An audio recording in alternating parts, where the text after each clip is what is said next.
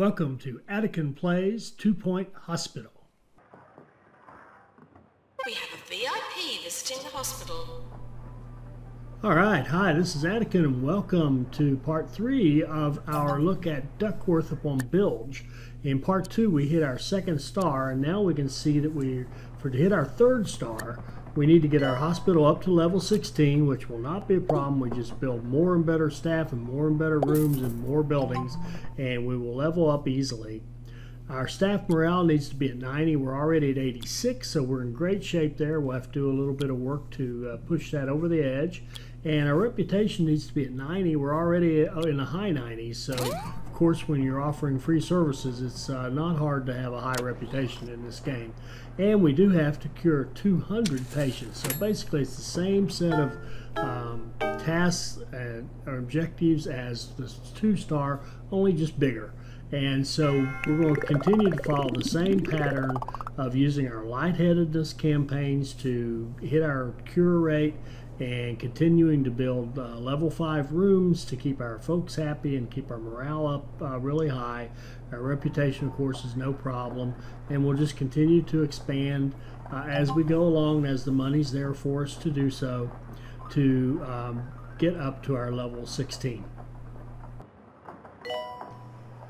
Now, a couple of things are happening we need to address. One is we've been turning away surgery patients like crazy, so we're going to address that. We're going to keep plugging these lightheadedness, but we're going to set up surgery. And we also see that we're starting to get queuing in general diagnosis, because as we get to a higher level, we're getting more and more patients. What's happening here is our GPs are sending new patients that aren't the lightheaded ones. You know, the lightheadedness ones just go straight for cure, but the ones that aren't lightheaded, they're being sent to kind of off to that general diagnosis. It's getting backed up, and we need to address that. But first thing we're doing here is setting up surgery. We want to start doing surgery, so we'll set up a couple of surgery rooms, and we'll start doing the hiring and training so that we have good staff available so that we can have an effective surgery practice in the hospital. And our money starting again is pretty good now. We're starting to bring that money in at a good rate because we've hit that critical mass of a decent sized hospital, so we can turn the money over pretty quickly now, even though we're not getting paid for any of our services or food or drink or anything. But we can hit those targets that the health minister gives us pretty quickly now. And so our money is becoming less and less of an issue. So we're going to go ahead and set up our surgery room, have it ready, but then we're going to close it because we haven't staffed yet. So we're going to set up the room and just have it kind of sit there dormant while we gather up and train some staff to be surgeons so that we can have an effective surgery practice.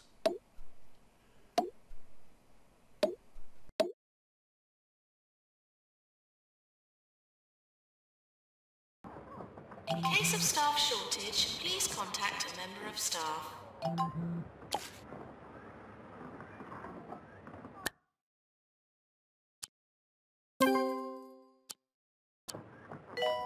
Assistant to marketing.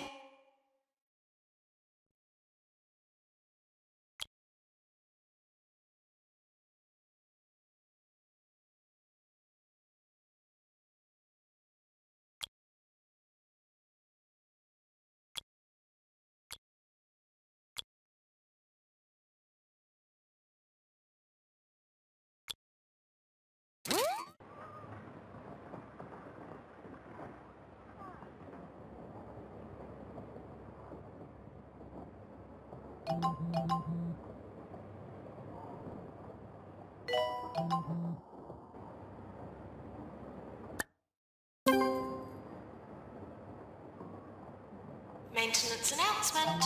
Plants need water.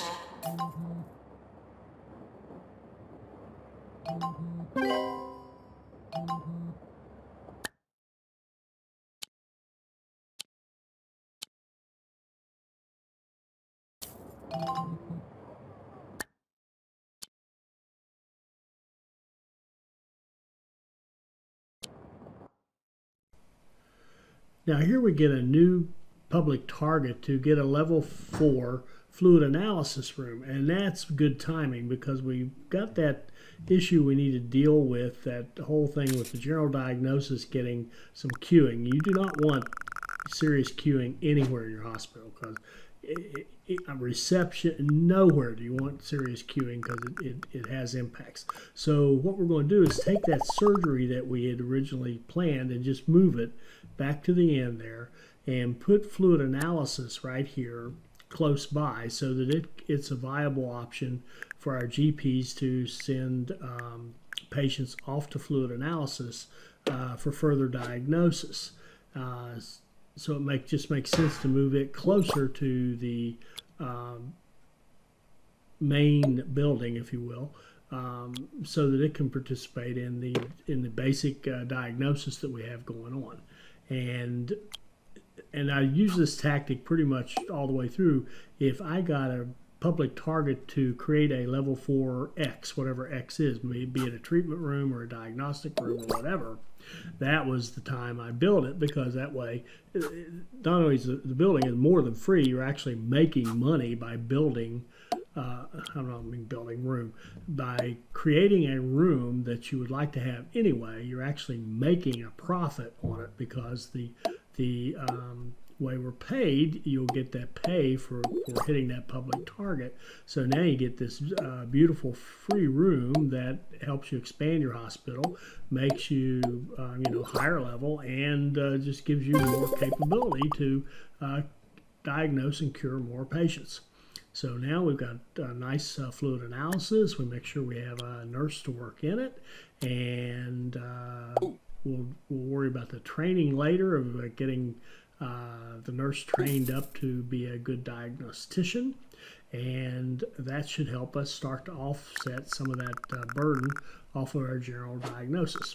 And if you're going to build a diagnostic room, you should get in the habit of building a matching GP office to go with it, because you want anybody who goes to fluid analysis to move quickly to a GP so that they can go move on either to more analysis or to their final resolution to their treatment. So this GP office out there, the main reason for it to be there is simply to take those people who come out of fluid analysis and send them on their way where they belong next.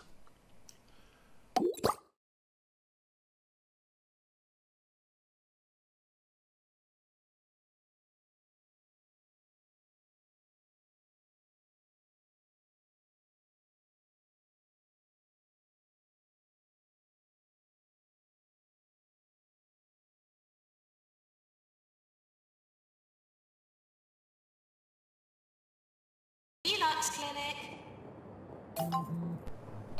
So at this point, we have trained up some surgeons, and we've actually got an emergency coming in, which is perfect, because now we can start up our surgery practice with a lot of patients to come into our surgery, and make sure they got some food and drink and a little bit of entertainment out there, so they don't wander off too far away and mess up our queue. It's an important concept to do all the time. Anytime you have treatment rooms or any room where people are going to wait, make sure you give food, drink, basic food, drink, and entertainment, so that they don't go wandering off on you. So now we've got our fluid analysis, we've got our extra GP, and we're going to set up a toilet in that room, so that we don't want these people wandering off and wandering around the hospital. We want them staying there in that area, and we want to again keep building up our staff, keep training. Now that we have more money, we're starting to be a little more aggressive with our training. You notice we've got 2 training rooms now, and we are starting to train more in terms of quality of staff rather than just reacting to those public targets. So we're being more aggressive in training up the quality of our GPs, the quality of our treatment doctors and nurses, and the entire staff.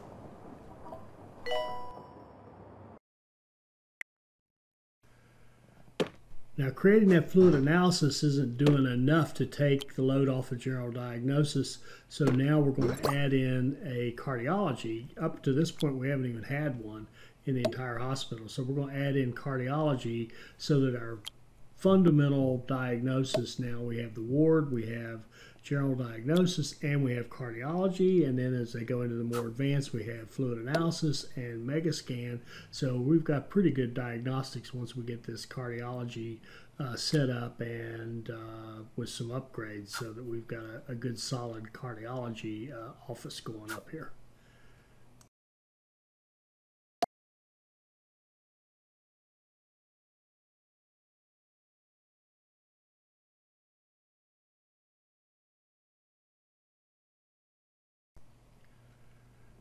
As our level goes up and our volume increases and we keep our lightheadedness campaigns going, we need more and more deluxe in order to treat the volume of, look at all those light bulbs up there. We need more and more of those deluxe in order to handle that volume and be able to quickly get to our 200 patients cured.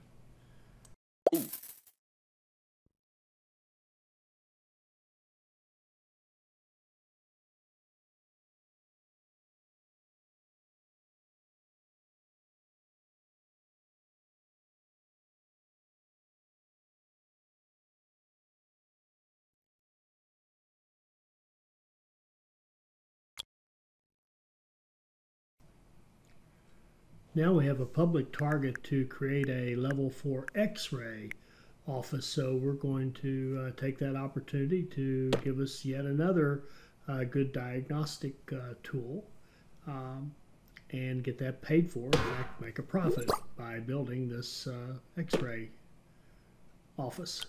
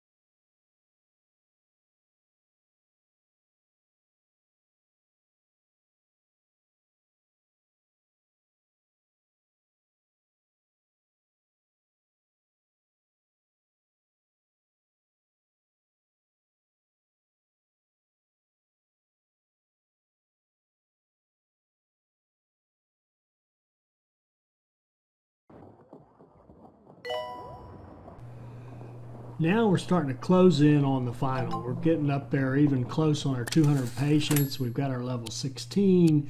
Our reputation's 99%. So we're going to take a look to see what do we need to do to push the staff morale up a little bit. We're in that kind of mid-80s range, and we want to get it up to 90. So what steps do we need to take to get our staff up to the point we need it to have so that we can hit our 3 stars?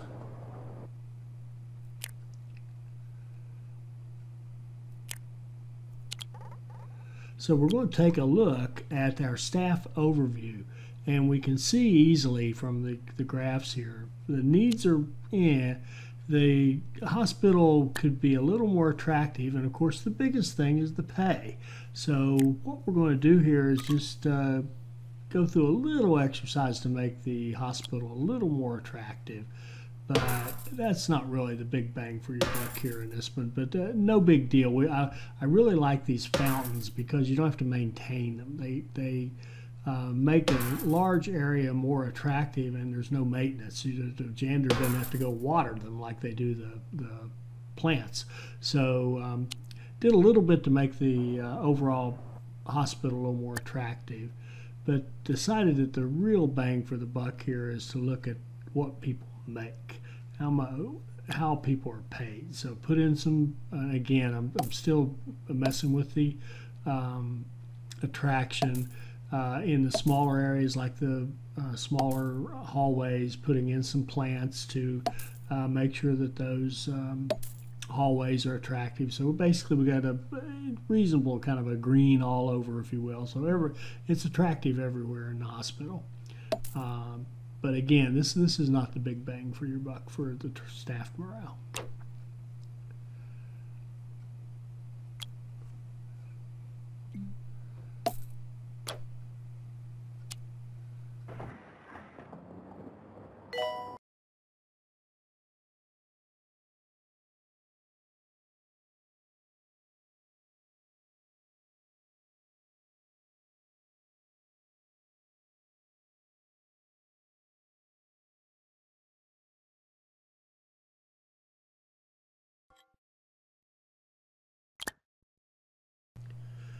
Now here's the part where we really do change people's happiness.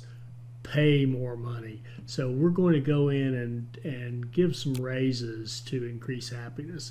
Now janitors tend to be, I think they lose the happiness fastest because of the nature of their work. They're not in the pretty rooms as much, and they're all over the place. We're going to give every janitor a large raise. And then we're going to do the same thing with our assistants. And we're taking janitors' assistants because, well, one thing, they're paid the least, so it's not going to impact us to any tremendous amount to fix them. Now, there we saw we even had a few that were unhappy about their pay, but we're going to make them all very happy about their pay.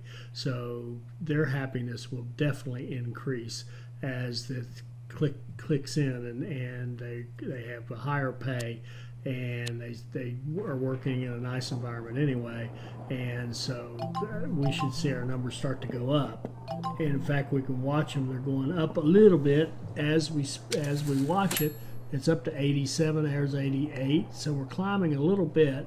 So we're really close to having our patients, and we'd like to have this completely done. So what we're going to do now is take a look at the nurses and just go through, and I started to give everybody a raise, and then I thought, oh, wait a minute, why don't I just find the people who are unhappy at the current moment and give them a raise. And that's what I'm doing here, is going through and picking out some of the folks who are the least happy and giving some of the nurses who are least happy and giving them raises. That will increase their happiness, and that should be enough to get us over the top and get us our 90% staff morale. And there we go, we've just hit our 90%, and all we're waiting on now are those last couple of patients to be cured, and we will hit our 3 stars.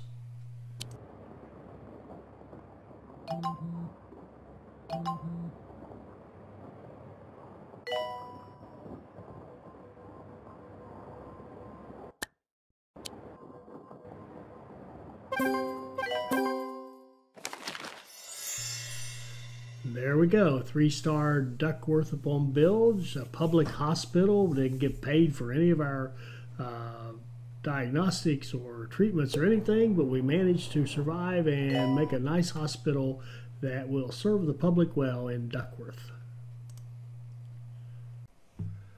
Now, before I go, I do want to say, if there's any hospital in this game that's giving you trouble, please put a comment down in the comments of this video, and I'll be happy to make a video like this, because I've played through all the hospitals. I've taken them all to 3 stars except one, and I'll explain why that's a 2-star if you ask for that one. But I've done many of them multiple times, so I've got multiple strategies to show you for how to do these. But if there's any particular hospital that's giving you trouble, or you just be interested in seeing, please give me a like and a comment, and let me know that that's the one you'd like to see, and I'd be happy to cover it for you. I hope you enjoyed this. I hope it'll help you become a better player, and I hope you'll join us for our next 2-point hospital video. Thank you.